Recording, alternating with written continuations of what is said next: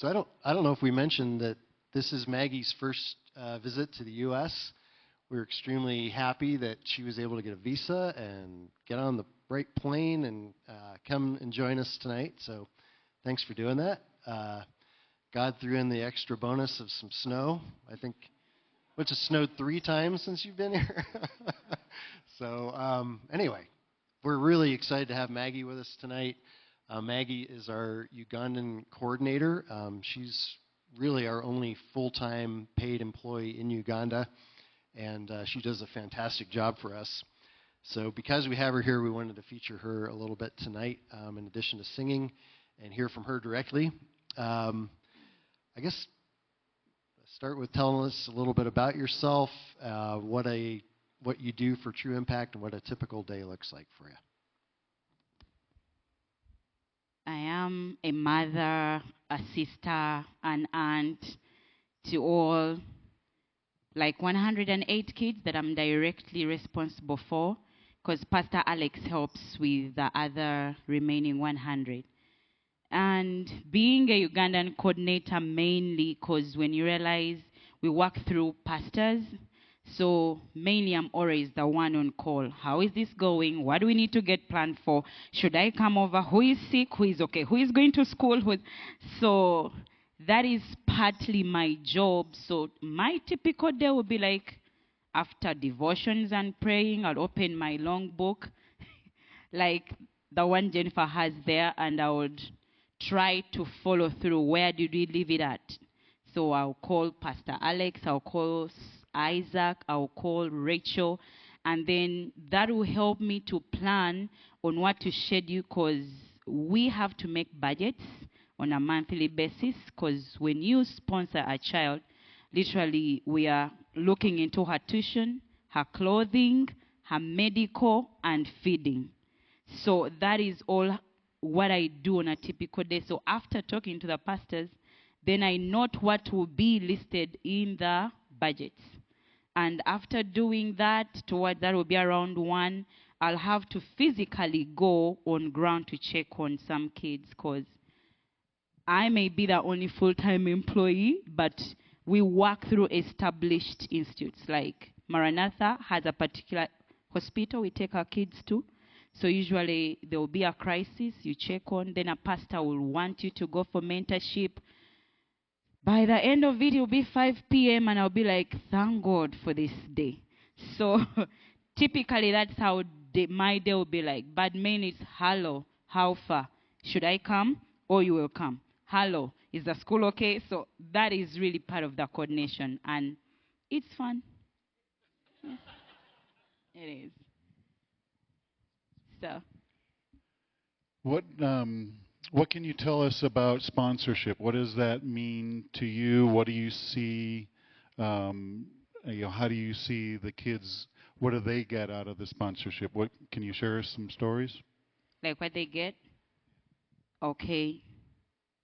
So literally when you get to pick a child here, when you say yes to sponsor a child, what you're saying is that she'll have better clothing, she'll be in a good school, she wouldn't have to worry when she's sick, because we'll be like an ambulance, something like very fast. So the sponsorship will be like, ideally we'll have a child facilitated with all those things. We work through schools like in Hoffman, Ginger. We work with Greater Love, Pastor Sam. I don't know how many of you know him. He has a primary school. Then we have Mpoma, where we have the teenagers. In Mitiana, Pastor Patrick has a school called Maranatha Integrated Schools Project. So when you pick up a child, that's where we place them, according to the age when the sponsorship comes on board. Because some of them are lucky to be sponsored at 3, but others come on board when they already move, like in tertiary or vocational. So we will place them according to the age and the education level. So once they are placed in that school, the onus is on us again to provide scholastic items, pay for the food they will eat. Because in those schools, it's not automatic that they will have a meal. So you get to choose that I'll pay that my child will have breakfast and will have lunch. So that is the package also that is detailed there. Then also we do clothing. I don't know if you've seen some Christmas shopping photos. I don't know if you've witnessed that we can make some chaos in the town. We load them on the bus and we cause, traffic because I'll have all of them. Hoffman, they are 49, Emmanuel, they are 38, and we all storm Ginger in every market. Because you cannot just buy and take to them. Everyone is a different size. Everyone has a different taste. So, and they get to enjoy that experience. They get to choose. Some of them, especially like the 3 you've seen, I can entrust them with a bunch. Have 10, I count that money and like you're in charge of that. So they go to an east wing, some are in the west wing, I'm in the central, and everyone is like, who are these in this street? So that is how we do the shopping. Even the same goes for shoes. So once they're in school, they are fed. Then on Christmas days and Easter and holidays, we go to the market to get the clothes. With the medical bill, we also, that is not so common because, again, it's upon a call. But thanks be to God, we haven't gotten any serious case.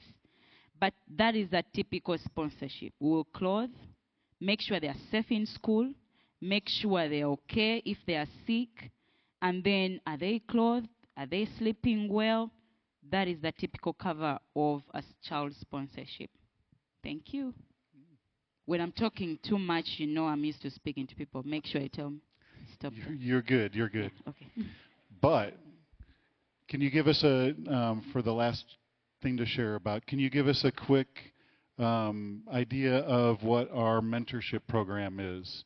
What we're trying to do with the mentorship program? Wow. Sincerely, from the bottom of my heart, I want to thank you, supporters, for coming to support that project, mentorship. After COVID, I don't know, we lost so many kids in regards to their perspective to go to school.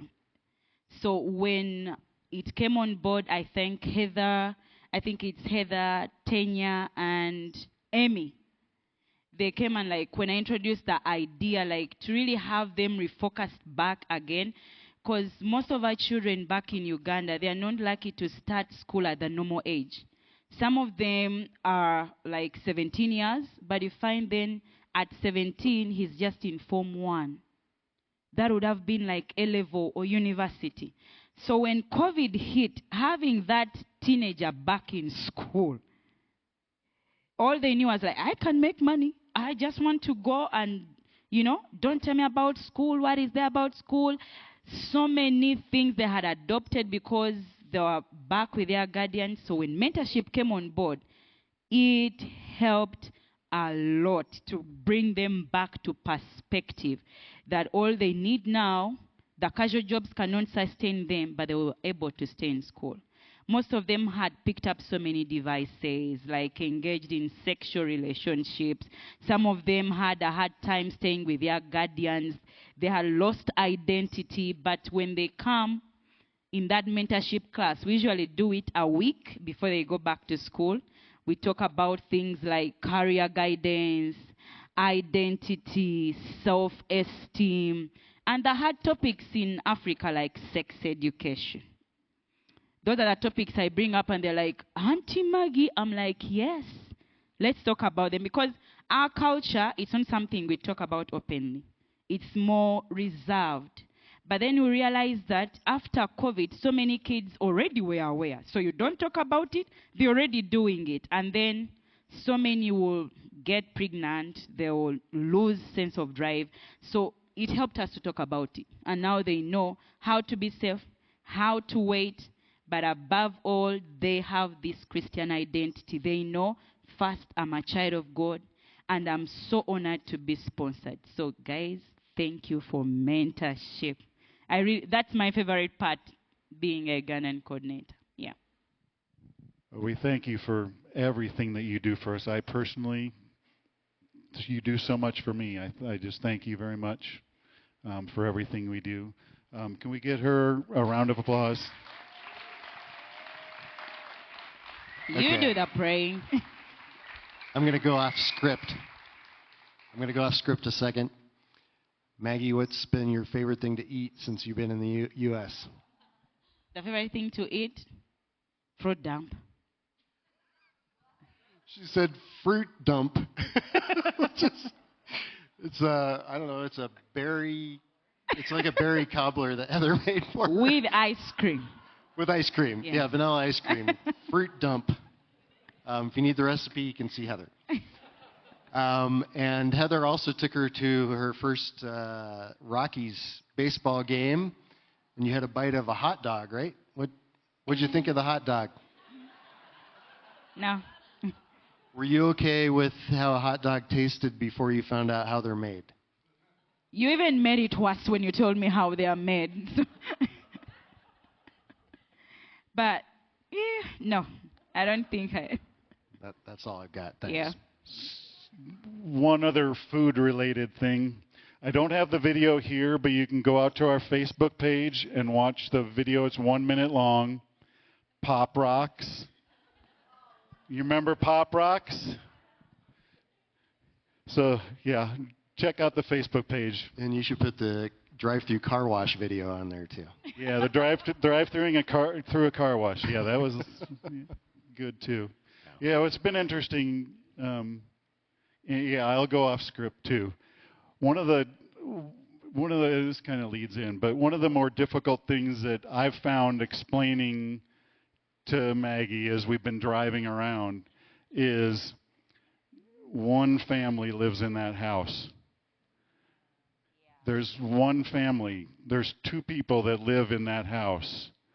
And she's like, we could have 23 people living in that house.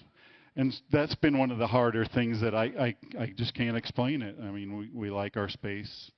I mean, you have so many houses, but then few people live in it. Like, Colorado is almost the same size as Uganda. We are almost 50 million people, and you're just 6? It's just 6 million in Colorado, and there's almost 50 million in Uganda. Same size, but you have so many houses. So literally you could put 20 per house, and it would be good. Yeah. Amazing, but it's been amazing. My first trip, and I've really enjoyed it. It's a beautiful country. I watch the snow from the inside. I love it. Just don't make me step out. Yeah, so it's good. Thanks, Maggie. Yeah, thank you.